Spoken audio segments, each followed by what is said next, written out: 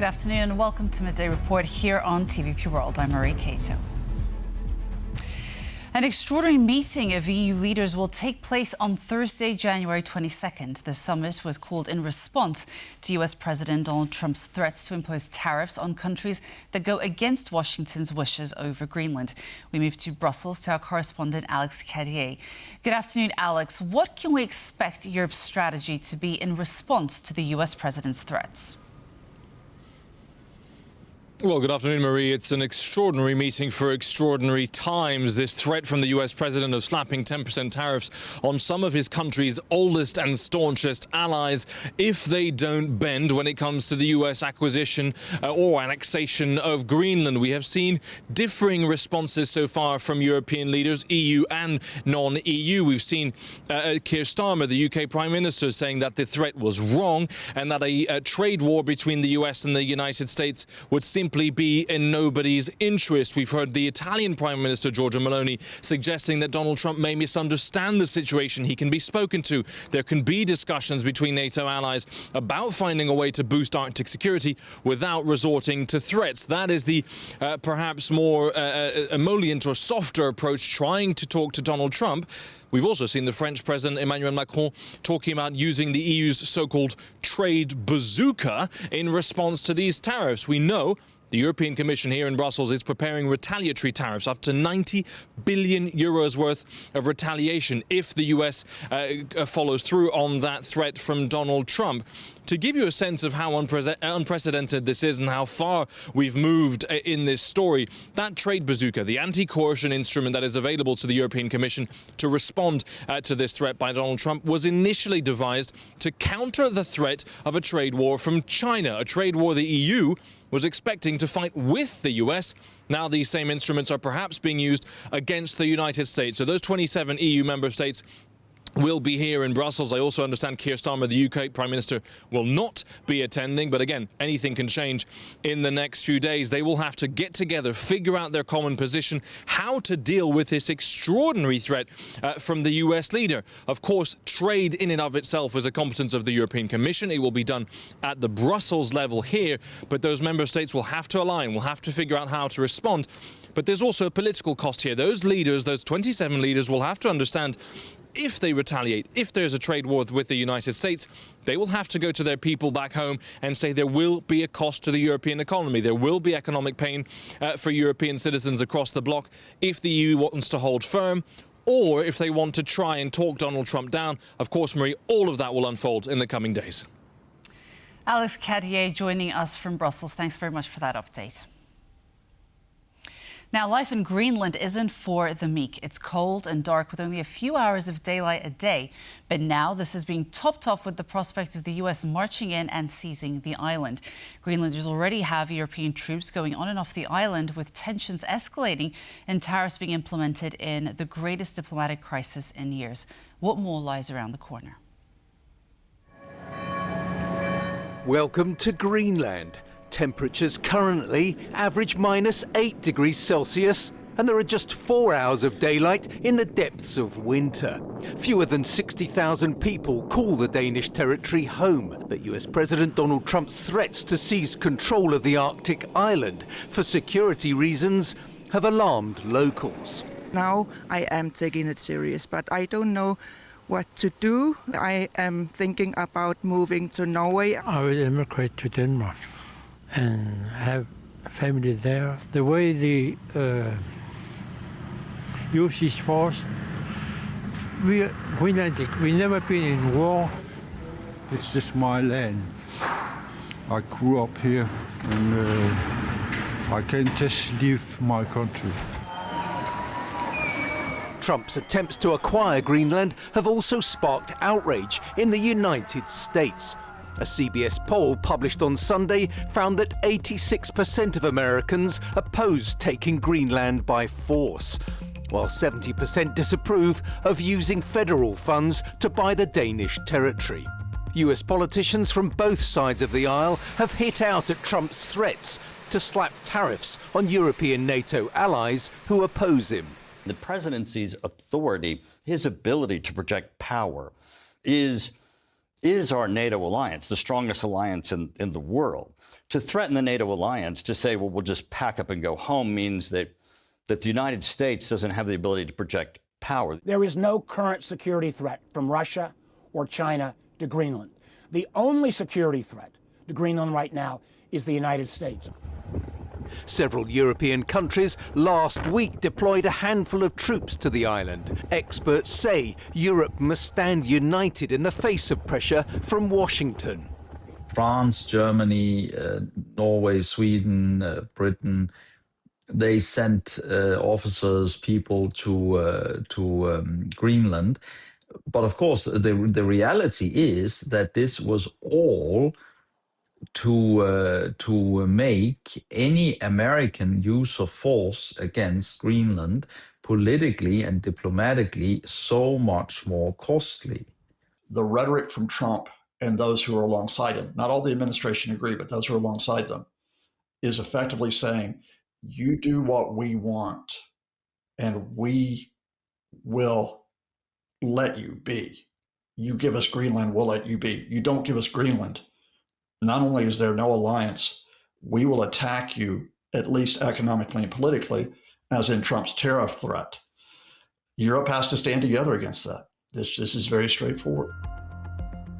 Early on Monday, Trump repeated his claim that Denmark had been unable to do anything about getting what he called the Russian threat away from Greenland. For over a century, Greenland's strategic location and natural resources made it a target of American ambitions. Yet the island's leaders have consistently resisted these overtures. Global leaders and the biggest players in the finance world are convening in Davos for the annual World Economic Forum. This year, all eyes will be on U.S. President Donald Trump, who will attend for the first time in 6 years amid the ongoing feud with Europe over Greenland. We're now joined live by our correspondent Kazimierz Wysiak from Davos, who is covering this week's events. Good afternoon, Kazimierz. So is Donald Trump and his threats towards Europe going to steal the show this year?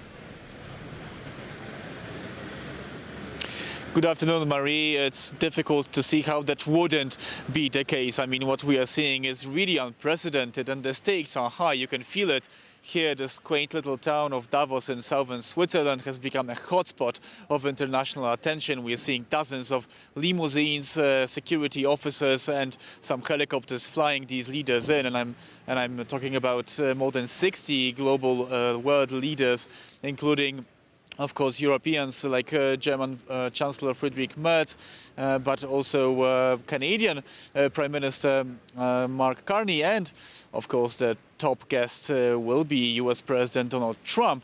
Now, this year's forum is taking place under the theme, a spirit of dialogue.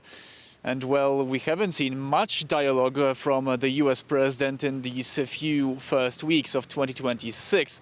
First, we've seen the strikes against Venezuela and the forced extradition of the authoritarian leader Nicolas Maduro.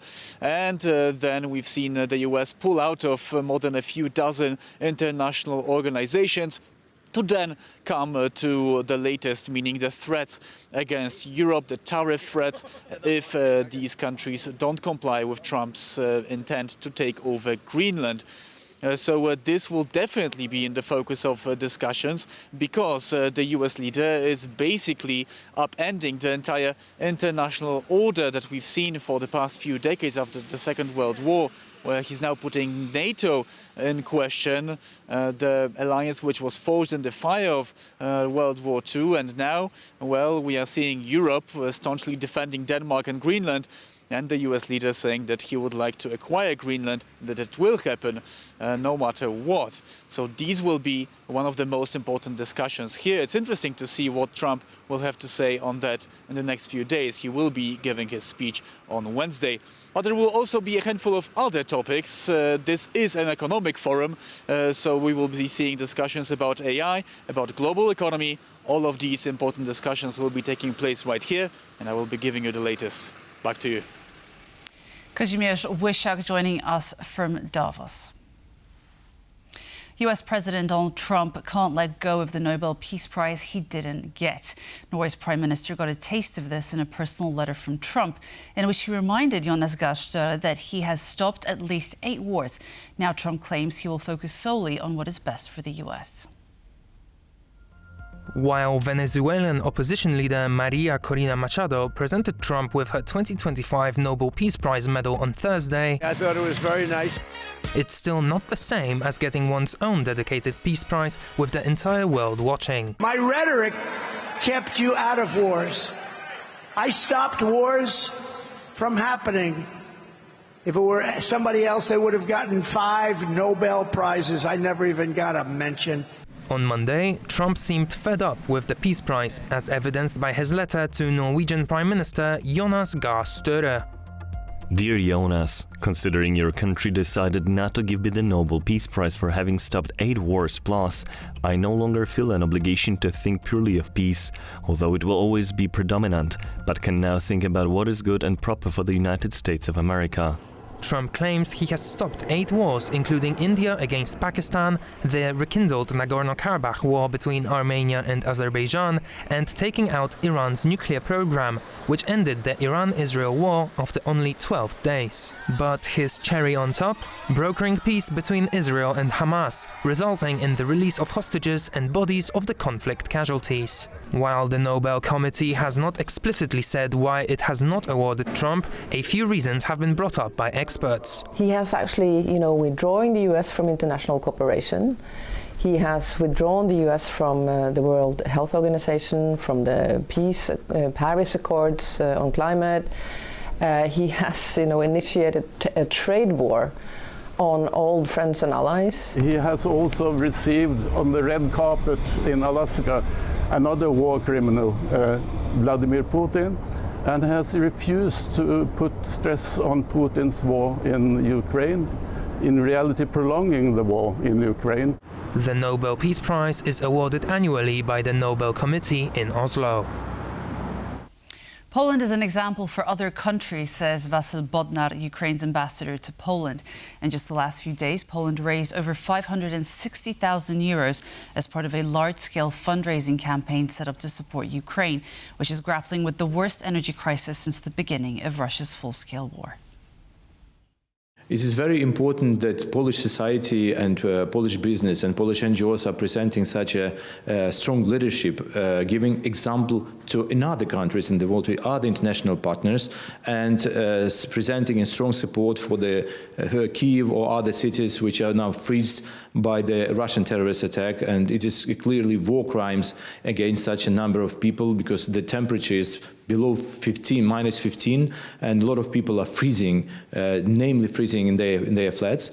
But thanks to such a support from Poland, from Polish NGOs, from Polish society, we believe that we will survive, and in other countries will also take example from such marvelous steps organized by Polish state and Polish enterprises. We highly appreciate the efforts organized by all these foundations, Open Dialogue, Euromaidan Warsaw, Kulczyk Foundation, and others who join very important initiative to save lives in Ukraine. Both for government and for society, it's a strong message of solidarity and support. And we could recall 2022 when the world admired the Polish leadership in helping Ukraine. And today, Poland showed another example of assistance. And I would say honestly that this example or this initiative show exactly that how Polish people have the attitude to Ukrainian people. A high-speed train derailed and hit an oncoming service in southern Spain on Sunday, pushing the second train off the tracks and down an embankment. According to the Spanish rail operator, 400 passengers and staff were aboard the 2 trains. At least 39 people were killed and 152 injured in the accident.